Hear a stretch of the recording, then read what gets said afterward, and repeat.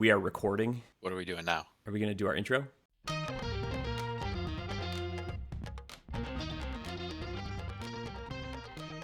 Welcome to another D3 Hoops trading card video. Matt, we've got our final packs to open. This long road finally comes to an end. And by the end of this episode, we've gotten through the entire set, all 504 cards.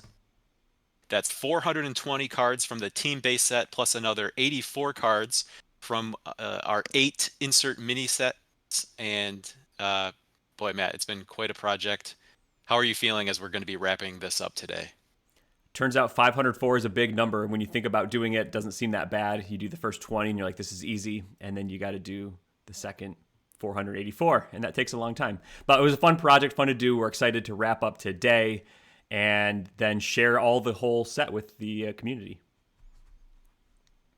Yeah, one of the ways we're going to share the whole set is, of course, we have a playlist to bring all the episodes together, as well as you can head to d3datacast.com, and we have a special blog post where we have galleries set up. You can go through the entire gallery for the team base set, and then each of the insert mini sets, and kind of brief descriptions of kind of our thought process and the design of each of those sets. So you can head to d3datacast.com. We'll have a blog post that goes up alongside this episode, and you can flip through to your heart's content. Maybe there's a few cards that you wanted to go back and look for, or some that you missed.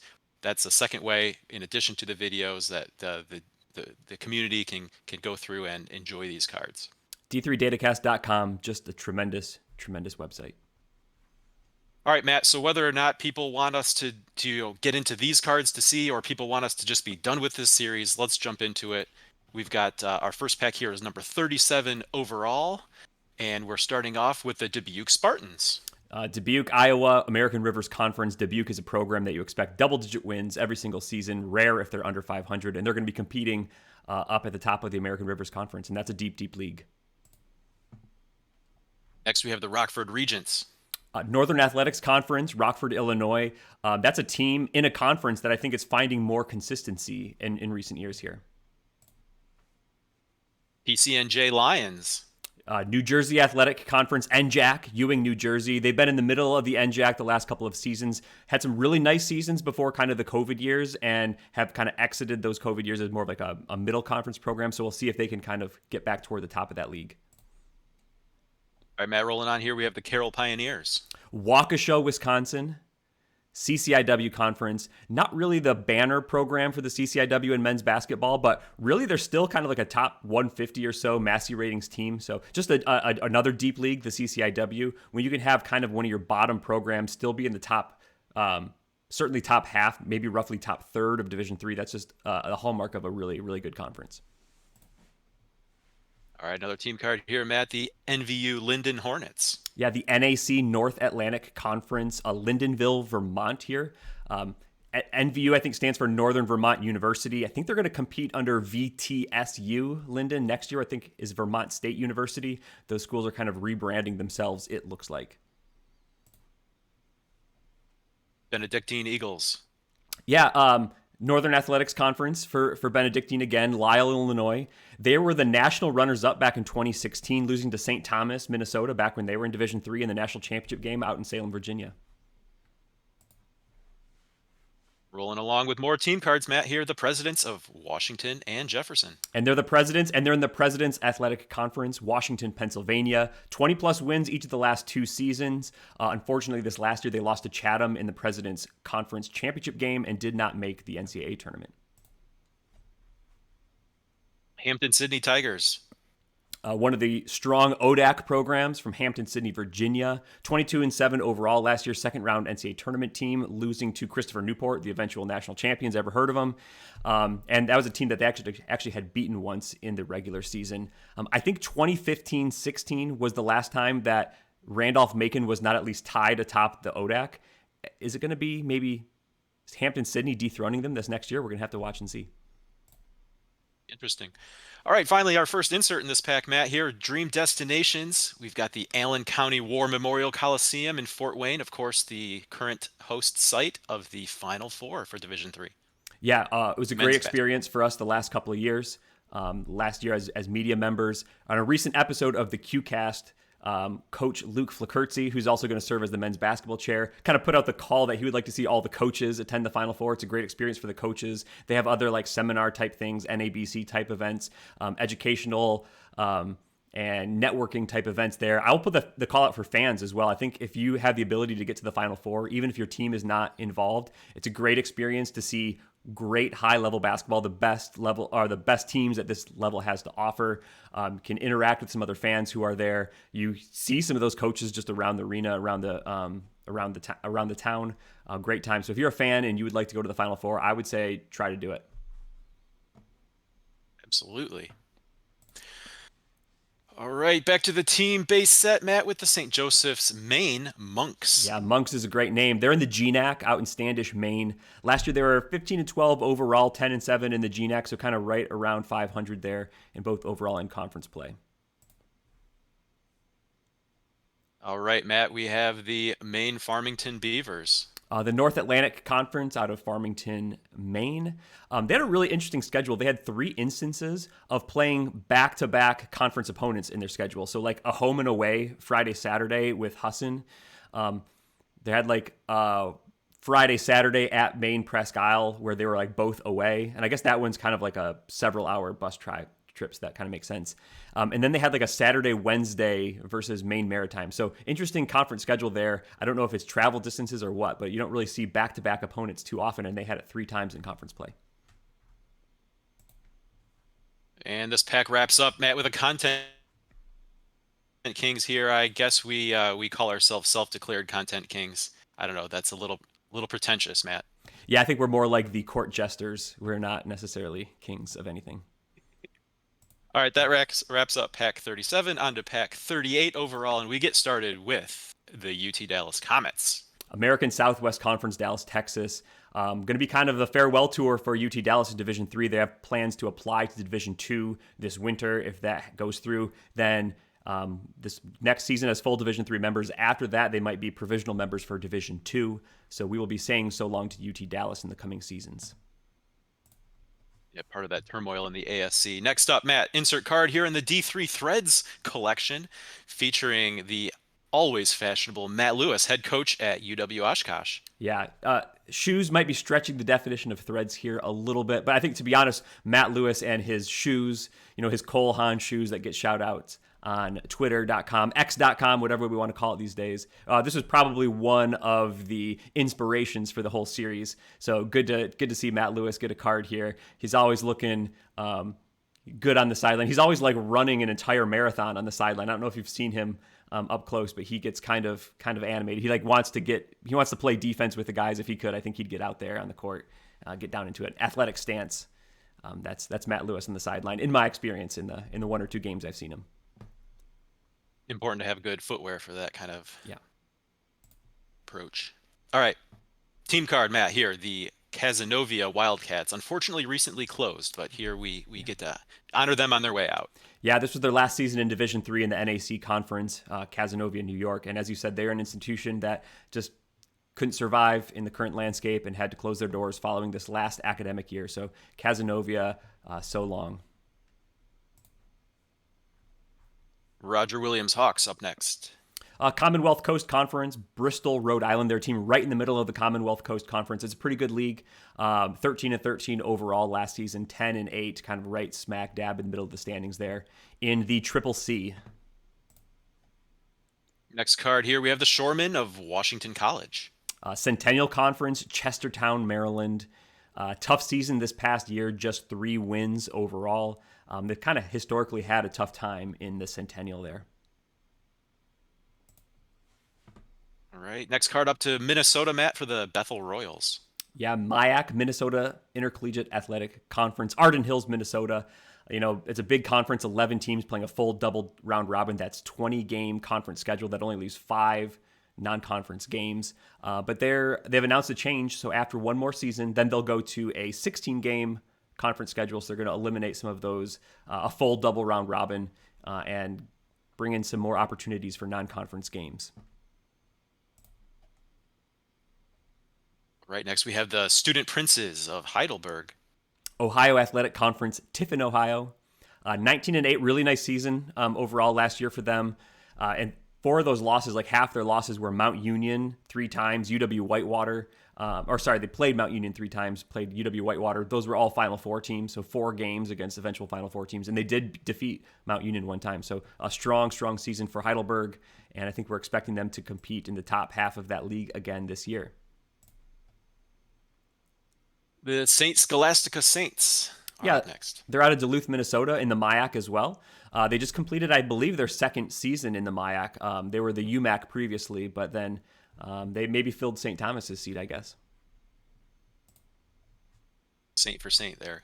All right, Matt, next up, we have the Earlham Quakers. Yeah, the Heartland Collegiate Athletic Conference, Richmond, Indiana. This is going to be their 15th season in the HCAC, and I got to get that into my mind because I'm still half associating them with the NCAC, but it's been like 15 years since they moved. So HCAC, Earlham, I got to get that in my mind now. Okay, Matt, back to the major moments insert set here. We're turning back the clock, commemorating the 30th anniversary of Ohio Northern's D3 National Championship. Yeah, congrats to ONU. 1993. 30 years ago, national championship, worth celebrating, worth remembering. And that's the point of kind of some of these like 10, 20, 30-year anniversaries we've had in this set, is just remembering some previous national champions. Ohio Northern's still a good program. Haven't really been in that tip-top national peak lately, but they were on top of the entire division 1993. Back to the team base set, Matt, with the Oberlin Yeomen. North Coast Athletic Conference, Oberlin, Ohio. They were 18-8 overall, not a great season for them, but Zach, somehow they went 3-0 versus our MIAA. I don't think they were playing the top teams in the league, but somehow they went 3-0. And, that's why Calvin and Trine and Hope and some others had some SOS problems, is maybe the bottom of our league gets beat 3 times by a team like Oberlin. All right, Matt, that was the last card. Or this is the last card here for this pack. We have the Martin Luther Knights. They're in the UMAC Conference, Upper Midwest Athletic Conference, New Ulm, Minnesota. Just 2-22 last season, so kind of a tough year. And both were against independent Maranatha Baptist, and Maranatha Baptist doesn't even really play a qualified Division III schedule. So kind of times were rough last year from Martin Luther. All right, on to pack 39. Let's tear it open, Matt. And first up is the Washington University Bears. We had Washington College, now Washington University. Yeah. Different schools, different kind of levels of basketball quality recently here as well, I think. The UAA Conference, obviously University Athletic Association, St. Louis, Missouri. If you're kind of making a short list of programs that define programmatic success in Division III, if that's the correct word, I think Wash U's on that list. They're consistently like a 20-plus win program. They're in the tournament just about every single year. They're up and around the top of that conference, which is like one of the strongest conferences in Division III all the time. So Wash U is definitely on that list of top quality programs. You kind of pencil them in and keep going. Here's foes, insert mini set here, Matt. Looking at the rivalry that's kind of blossomed over the last few years between Farmingdale State and Yeshiva. Yeah, these have been 2 programs toward the top of the Skyline Conference in recent years. They played at Yeshiva in November, a game that Farmingdale won last year by 11, and then kind of toward the end of the season, one of the very last weeks, February 18, unfortunately had a game get canceled at the last minute. There was kind of a snafu or a disagreement maybe with the timing, the warm-up time, as Yeshiva was arriving to the gym and Farmingdale was trying to warm up and how much time was on the clock. 2 teams couldn't agree and ended up just canceling the game and not playing. That was unfortunate, I think, for the players who didn't get to hit the court. I think it was going to be Farmingdale's senior night, but it's kind of got some heated action out there in New York between these 2 teams, the Skyline teams. I think they both see themselves up at the top of that league. They always have to kind of run through each other, it seems like most years, at least recently, to get there. And now this clock disagreement kind of just added fuel to the fire there. Back to the team base set, Matt, with the Bowdoin Polar Bears. The Polar Bears, that's a good one. They're in the NESCAC New England Small College Athletic Conference. I just realized I didn't have my NESCAC correct. Brunswick, Maine, 2-8 in NESCAC play, so they were not one of the top teams last year in that, and what's one of the top kind of 3 or 4 leagues as well. RPI Engineers. Liberty League, Troy, New York. Really good season for RPI last year. They lost in overtime, though, unfortunately, to St. Lawrence in the Liberty League championship game and just missed out on the tournament. Next card, Matt, the Stockton Ospreys. Pomona, New Jersey, the NJAC Conference. As you can see on the card, they were a Sweet 16 last year. They were 24-6 overall, really nice year. They hosted first weekend games and got through to that Sweet 16. All right, the Ferrum Panthers are up next. ODAC Conference, Old Dominion Athletic Conference, Ferrum, Virginia. It's been 5 seasons now for Ferrum in the ODAC after moving from the USA South. It's a really good league. It's definitely a step or two up from the USA South, but Ferrum has kind of moved in as kind of like bottom to middle, bottom half of that really good conference there. All right, Matt, Centenary, New Jersey Cyclones. Yeah, they're the AEC, the Atlantic East Conference, Hackettstown, New Jersey. Only 2 conference wins, though, in the AEC last year, so it was kind of a rough year for the Cyclones. All right, Matt, now that you've got the acronym for the NESCAC worked out here, we can go on to the Tufts Jumbos. Yeah, I'm just going to say it again. It's the NESCAC. Medford, Massachusetts. They earned a Pool C bid last year into the NCAA tournament. They had a strong resume all throughout the year, and that kind of rather easily, I think, got them into the tournament on Selection Monday. They won a game and got to the second round, where I think they played maybe Keene State and fell there. Okay, Matt, another insert here, the Unsung Heroes set. This one paying homage to Lance Franey, the SID at Redlands. And Matt, he got on our radar last year. We were just watching a late night. I was visiting your house for the weekend. We were watching a late night game. I believe it was Redlands and Pomona Pitzer, if I remember correctly. And as we're watching, we're like, wait, this is the person doing the play-by-play is also doing the PA in the arena. And then come to find out it was Lance, and I think he had also broadcast a baseball game earlier in the day. So a jack of all trades, sometimes wearing many hats all at the same time, doing a great job. That was I think a first, from a stream that we've watched and witnessed a person doing double duty like that. Yeah, put down one microphone, pick up the other. But seriously, SIDs, athletic communicators, they do great work. They're kind of behind the scenes. They get all the information to fans that we want, box scores, links, live streams. They're doing play-by-play a lot of time. I know at Calvin, Jeff Phoebus does the play-by-play for a lot of men's basketball games on the video. They work a ton of hours, probably underappreciated. So we wanted to shout them out with this series. So props to Lance. Thanks for what you do for Division III fans all around the country and in Redlands particular. And this is also a good opportunity for us. We're probably like East Coast, Midwest bias, but shouts out to the West Coast folks as well. Great work out there in Southern California. Yeah, not sure Lance will make the trip, but looking forward to seeing Redlands at the Great Lakes Invitational. It'll be a rare chance maybe to see a West Coast team in person. So looking forward to that this coming November. Yeah. All right, next card, Matt. We have Otterbein Cardinals. A couple of winning seasons now in a row after kind of a string of leaner years. They were the 2002 national champions, but really haven't been up at that level recently since. Next card is the Mary Baldwin Squirrels. Yeah, love the Squirrels here. The year of the USA South great. Conference, Staunton, Virginia. I think they have the opportunity to return a bunch of players next year. They were 9-5 in that conference. Could be maybe a team to watch in the USA South next year. Mary Baldwin. Let's look at them as we go this year. All right, Matt. Next we have the Howard Payne Yellow Jackets. American Southwest Conference, Brownwood, Texas. Kind of a struggle for them last year, though. Just one conference win and only three wins overall. So Howard Payne not finding the success that they wanted last year on the court. All right, Matt, halfway home in this series finale, on to Pack 40, and we're going to start off with the Illinois Tech Scarlet Hawks. Yeah, Northern Athletics Conference, Chicago, Illinois. They've been in D3 for about 10 years now, and they've kind of turned themselves into a solid middle upper pack NACC team, so it's been fun to watch Illinois Tech here. All right, the UW Lacrosse Eagles up next. Wisconsin Intercollegiate Athletic Conference. I always pronounce that WIAC, Zach. I say WIAC. Lacrosse, Wisconsin. They're going to be going through a coaching change this year. They've had a string of success with Kent Dernbach, but he has taken the UW Stevens Point job, so we're going to have to see how the Eagles respond here with a new coach at the helm. All right, Matt, insert card here from the National Committee set. This one highlighting Ryan Kane, who I believe would have had tenure to remain on the National Committee, but will be rotating off with his job change, taking him from head coach at Ripon to athletic director at Carthage. That involves changing regions, Yes. and so he will be rotating off of the National Committee as a result. Yeah, that's a Region 9 to a Region 8 move. So I think if it was the same region, I think maybe he'd be able to stay on the committee.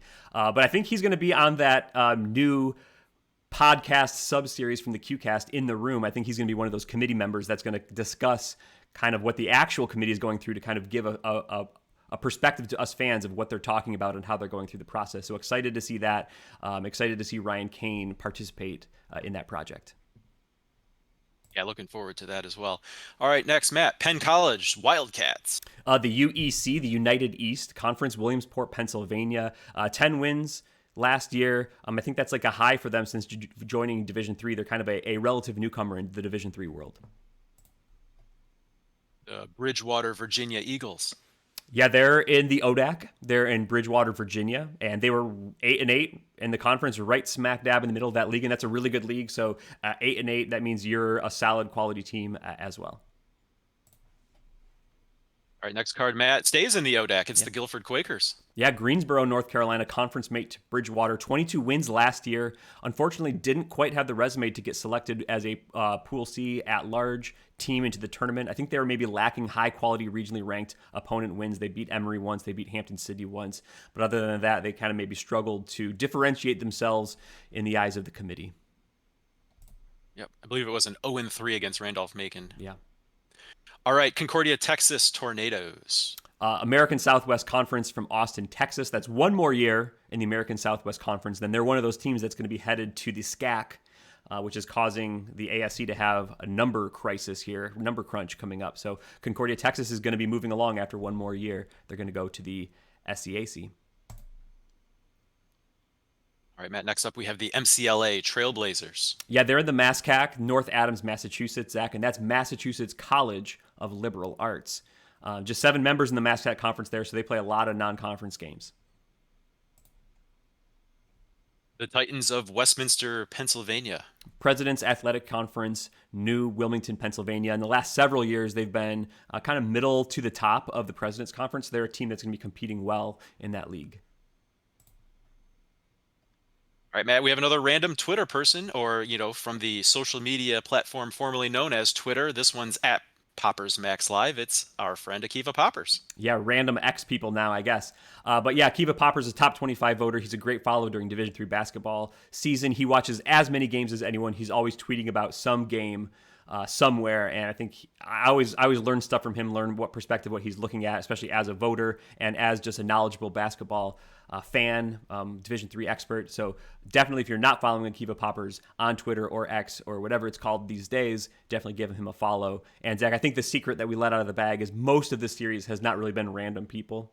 It's been, people who are somehow experts in the Division III field, whether they're top 25 voters or yada, yada, yada. But it's just kind of funny to call it out that way. All right, back to the team-based set, Matt, with the SUNY Delhi Broncos. North Atlantic Conference, NAC, Delhi, New York. They're one of those former ACAA members. We had that What's the Deal with the Coast to Coast Conference episode just a little while back.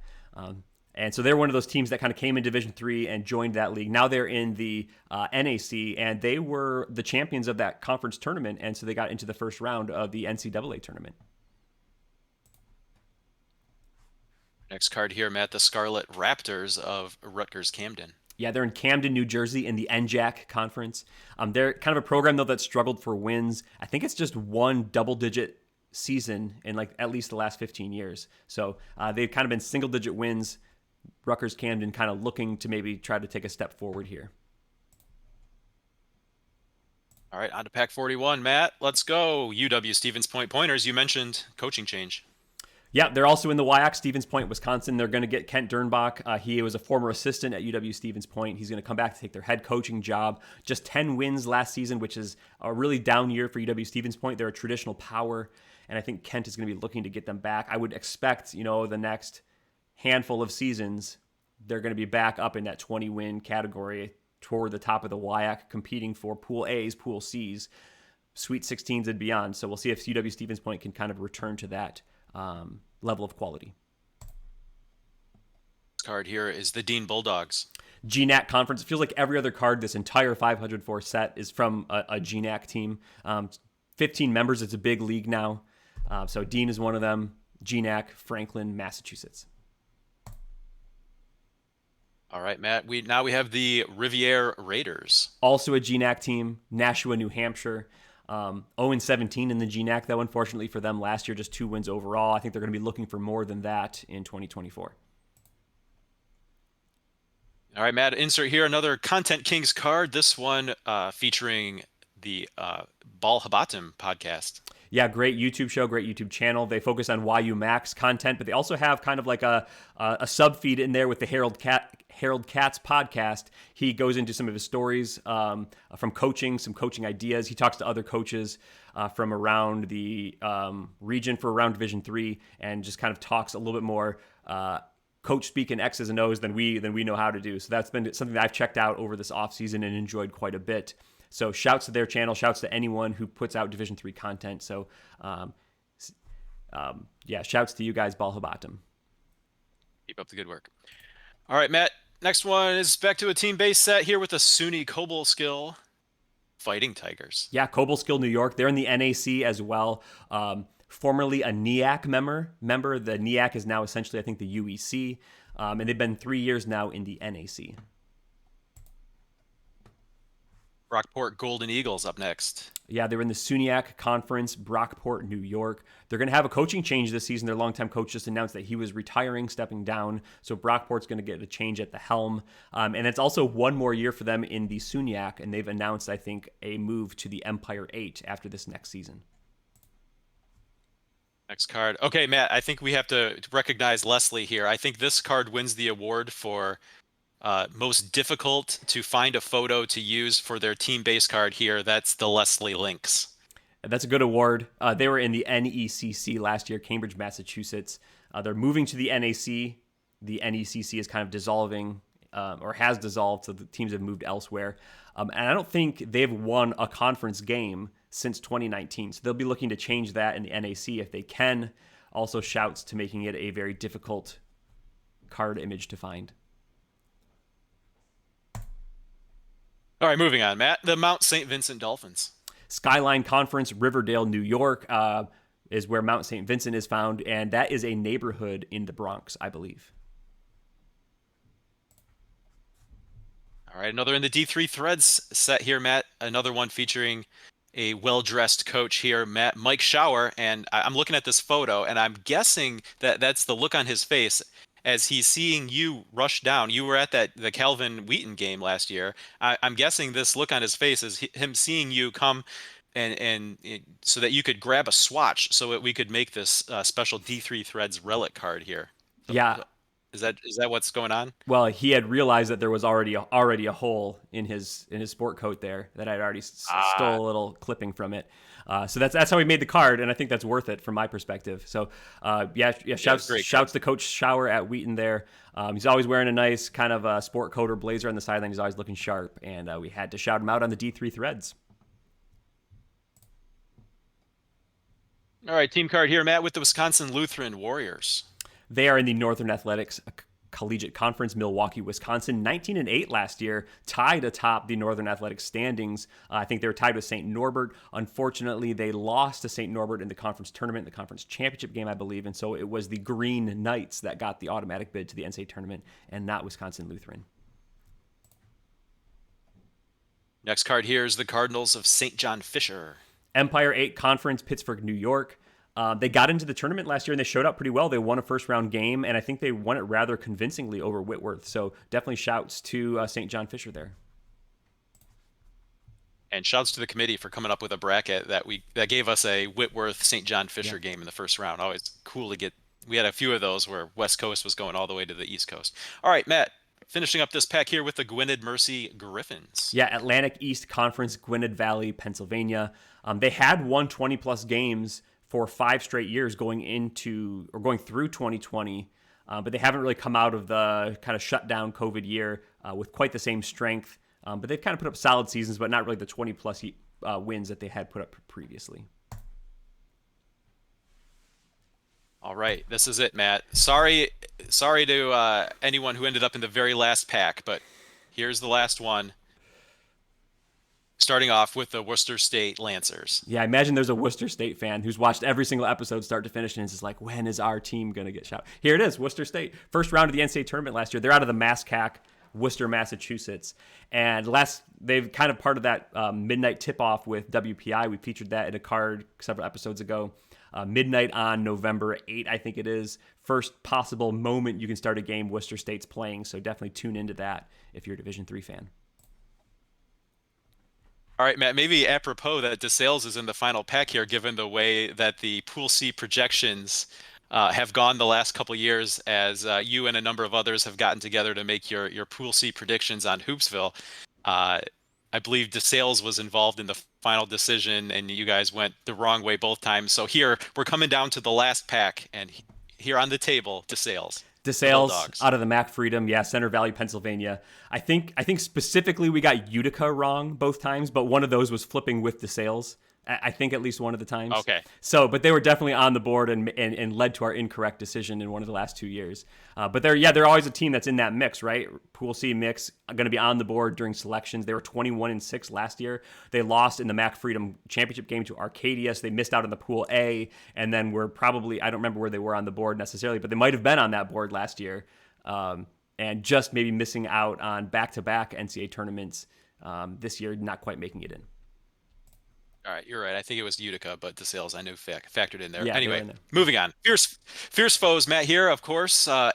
Amherst and Williams, one of the storied Division III rivalries. An automatic include for a kind of set like this, where we're taking a look at some of the best Division III rivalries. Yeah, for sure. And they're both in the NESCAC, and we know that league only plays a single round robin schedule, but these two teams will schedule a non-conference game and usually get that home and home action, as we saw last year with, I think they split. I think Amherst actually kind of had an upset win in the first game. Maybe it's not really an upset in the rivalry, but then Williams won the second game, and they were both really close contests, great games. All right, Matt, out to the West Coast here with the Linfield Wildcats. Yeah, Northwest Conference, McMinnville, Oregon. They were tied with two other teams at 7 and 9 in the and right in the middle, kind of the logjam middle of the Northwest Conference last year is where you could find Linfield. All right, Matt, Wildcats are going back-to-back here this time with SUNY IT. Yeah, a North Atlantic Conference, NAC, Utica, New York. Also known as, you can see from the shirt there, SUNY Poly. 2 full seasons in the NAC. They had a winning conference record, I think, both years, so they found some success in that league, is SUNY IT. Card here, the Brooklyn Bulldogs.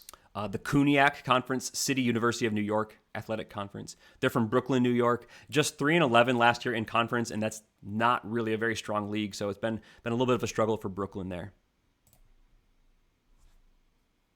The Virginia Wesleyan Marlins. Yeah, an ODAC team. We've had a few ODAC teams in this episode here. They're from Virginia Beach, Virginia. They were 6th in the conference standings. That feels like it's a long way down, but they're number 62 overall in the Massey rating. So that's just an impressively deep league. We talk about it every time we talk about the ODAC, but you run high-quality teams like halfway through that league right there.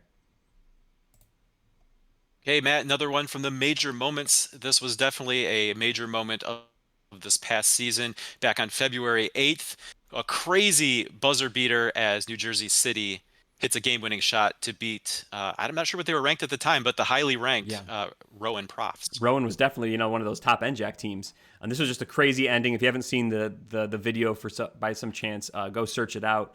It still gets likes and retweets in my mentions every now and then. Shouts to Akiva Poppers for tagging me in that video and just blowing up my phone for the entire night. But it was kind of like a crazy 3, and then a tipped inbound to another New Jersey City player who makes a crazy 3 to end the game, and they end up winning by 2, down by 4 with whatever it was, 17 seconds left or something like that. Just an absolutely wild finish. The student announcer, I believe it was a student, I'm not actually sure, was just going nuts, going crazy as one would in that scenario. So just a fantastic moment. One of the signature moments of the season, just craziness that happens on occasion in Division III, and the craziness that happens when you have more than 400 teams playing, right? Something's bound to happen like this. Next card is the St. John's Johnnies. Yeah, they're the Minnesota Intercollegiate Athletic Conference, Collegeville, Minnesota. A strong team, a pretty strong league. They kind of are or should be in that Pool C mix most years. But we know the MIAC schedule, that SOS kind of has gotten sucked down towards 500 with their 20-game conference schedule. So that change that we mentioned earlier to 16 conference games could help a team like St. John's, if they can find strong out-of-conference competition, get those SOS numbers a little higher. The Rochester Yellow Jackets. Another University Athletic Association program, really strong. Rochester, New York. They were the SOS darlings last year. They had like a crazy outlier, 650 SOS or whatever it was. But really, like, it was a high, crazy high SOS by the NCAA's calculation. They were the 10th best SOS by like the Massey ratings, let's say. So they were a strong schedule. Maybe it wasn't otherworldly. I think that maybe shows somewhat the limitations of the SOS calculation. I think strength of schedule is an important concept for sure. Was Rochester that far and away above some others? Maybe not. I'm not sure. But still, definitely a strong team. Can't really, I could understand for sure their inclusion into the tournament. And that's just kind of how it is. All right, Matt, the Hamilton Continentals. Yeah, has turned out to be a NESCAC heavy episode here. Hamilton's from the NESCAC. They're from Clinton, New York. They kind of, to me, were a little bit of a surprise winner of the NESCAC tournament. Maybe not surprise for those around that conference. I just maybe never get a really good feel for the NESCAC because that single round robin, I don't really get to see how they stack up to each other quite as much. But they felt like a team that had a lot of late momentum last year, kind of won 9 of 10 entering the national tournament. And then they won that first round game against Montclair State and got to the second round. So really nice year for Hamilton. They kind of surprised me. So maybe I should not let them sneak up on me in the future. And last but not least, Matt, we just talked about them with that Major Moments card, the New Jersey City Gothic Knights. Yeah, shouts to all you NJCU fans who had to sit through 503 cards before we got to your team. But here's New Jersey City. They're in the New Jersey Athletic Conference. They're from Jersey City, New Jersey. So lots of New Jersey involved there. If you love New Jersey, you love New Jersey City. They've been to 2 Final Fours in their history. Most recently was 1992 when they played Calvin in the national semifinals. Calvin won that game and then went on to win the national championship there. So it's been a little while for New Jersey City to get back to that kind of Final Four prominence. But that league is getting really strong, the NJAC. So I wouldn't be surprised to see a team from the NJAC maybe sneak through in the coming years. We did it, Matt. We got through them all. That was a good job. All right, like we said at the top of the show, that was a good job.